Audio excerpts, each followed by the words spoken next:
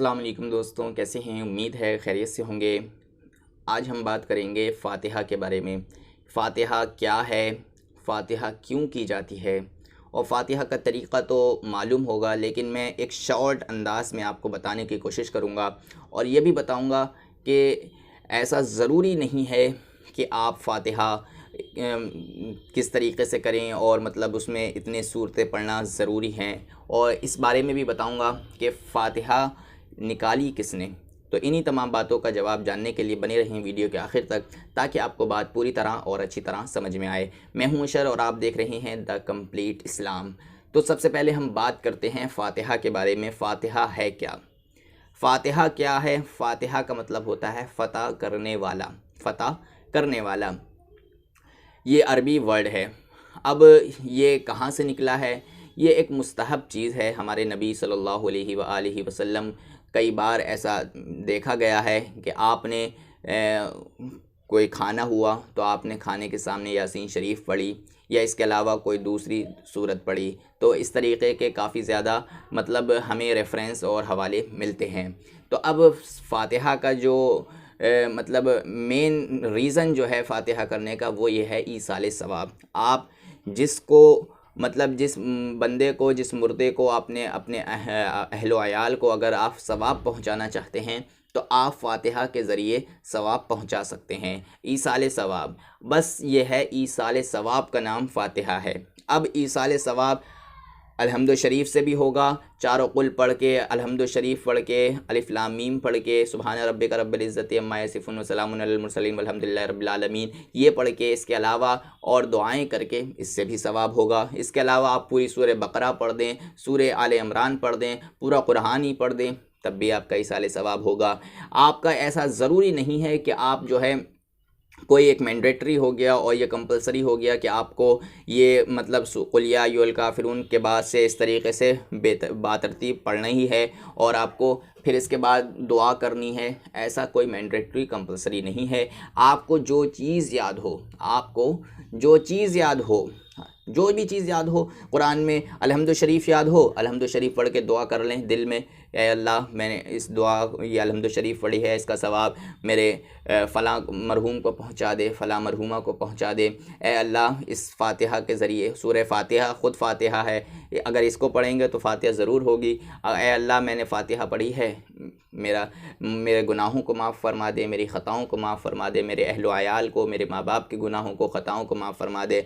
जो मरहूमीन चले गए हैं हमारे दुनिया से, उनकी बख्शिश फ़रमा दे, उन्हें जन्नत में आला से आला मकाम अता फ़रमा दे। ये सब की सब आप दुआएं कर सकते हैं, लेकिन ऐसा कोई ज़रूरी नहीं है कि आपको इतना ही पढ़ना है। अब रही बात खाने की, तो खाना रखना ज़रूरी नहीं है। आप ना रखें, कुछ भी ना रखें, आप पानी भी ना रखें, तब भी आपकी फ़ातिहा हो जाएगी। लेकिन आप अगर रखते हैं, खाना रखते हैं, तो ये अच्छी बात है, मुस्तहब है, ये अच्छी बात है। अगर आप खाना नहीं है, पानी रखते हैं, तो अच्छी बात है, लेकिन कोई ज़रूरी नहीं है। ये मुसलमान जो चीज़ हम पर फ़र्ज़ है, जैसे नमाज हो गई, ज़कात देना हो गया, रोज़ा रखना हो गया, हज करना हो गया, हर एक पर हज फ़र्ज़ नहीं है, मैं बता दूं। ज़कात भी हर एक पर फ़र्ज़ नहीं है, लेकिन रोज़ा रखना हर आक़िल बालिग़ पर फ़र्ज़ है। इसी तरीके से नमाज़ पढ़ना हर आक़िल बालिग़ पर फ़र्ज़ है।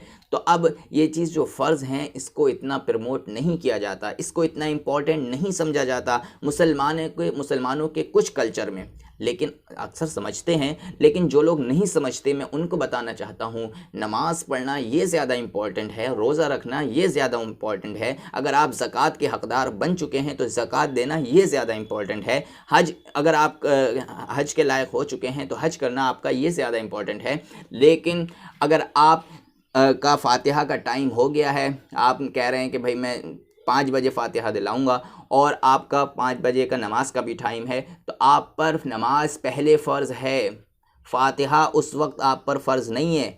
फ़ातिहा फ़र्ज़ है ही नहीं। अगर आप नहीं दिलाएंगे, आप पर कोई गुनाह नहीं होगा। अगर आपकी फ़ातिहा उस दिन ज़रूरी है, मान लें आपके किसी अहले ख़ानदान की क्या है बरसी है उस दिन, आप अगर फ़ातिहा नहीं दिलाते हैं और नमाज़ पढ़ने चले जाते हैं, तो नमाज का सवाब अगर आप पहुंचाना चाहेंगे, नमाज में आप कुछ अलग दुरूद और अस्कार कर लेंगे और उसका सवाब पहुंचाना चाहेंगे वो भी पहुंचेगा। लेकिन अगर आपने उस फातिहा के खातिर अगर आपने नमाज छोड़ी तो न तो फातिहा का सवाब मिलेगा और गुनाह नमाज का जो है 80,000 साल जहन्नम में जलना वो अलग से है।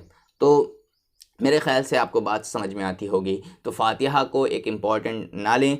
हाँ, फातिहा कराएं, फातिहा करना अच्छी बात है, ये मुस्तहब है, लेकिन उस वक्त मुस्तहब है जब आपके फ़राइज़ मुकम्मल हों, जब आपके वाजिबात मुकम्मल हों। लेकिन आपके वाजिबात की तरफ तो आपको नज़र है नहीं, फ़राइज़ की तरफ तो नज़र है नहीं, लेकिन जो चीज़ें मुस्तहब हैं उनकी तरफ ज़्यादा नज़र है। तो उनसे कोई फ़ायदा नहीं होने वाला जब तक आप फ़र्ज़ की तरफ नज़र नहीं करते हैं। तो मेरे भाई, आप ऐसा ज़रूर करें, आप समझें इसकी इम्पोर्टेंस को, नमाज की इम्पोर्टेंस को। नमाज जो है सबसे ज़्यादा अहमुल इबादात है, इबादतों में सबसे ज़्यादा अहम है, इसको सबसे ज़्यादा तरजीह दें, इसको सबसे ज़्यादा प्रमोट करें, ना कि फ़ातिहा को। फ़ातिहा ये इम्पॉर्टेंट नहीं है, फ़ातिहा मैं बता दूं इम्पॉर्टेंट नहीं है। अगर आप फ़राइज़ और वाजिबात के अलावा अगर ये फ़ातिहा की तरफ आते हैं तो अच्छी बात है, लेकिन आप अगर नमाज छोड़कर फ़ातिहा की तरफ आते हैं तो नमाज का तो गुनाह मिलेगा ही मिलेगा, और जो फ़ातिहा का सवाब मिलना था उसका भी सवाब की जगह गुनाह मिलेगा आपको, ये बात याद रखें। तो उम्मीद है आपको वीडियो अच्छी लगी होगी। फ़ातिहा में क्या है, बस कुछ भी पढ़ सकते हैं, ऐसा ज़रूरी नहीं है कि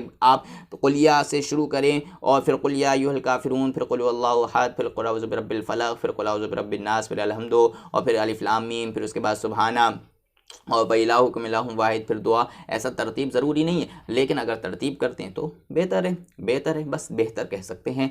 और अगर आप तरतीब से पढ़ते हैं सवाब मिलेगा, लेकिन ऐसा कुछ मैंडेटरी और ज़रूरी कंपलसरी नहीं है। तो उम्मीद है आपको वीडियो अच्छी लगी होगी। वीडियो अच्छी लगी तो वीडियो को लाइक कर दें, और इसी तरीके से नॉलेज और इन्फॉर्मेशन पाने के लिए आप हमारे चैनल द कंप्लीट इस्लाम को सब्सक्राइब करें, बराबर में बेल आइकन को भी प्रेस कर दें।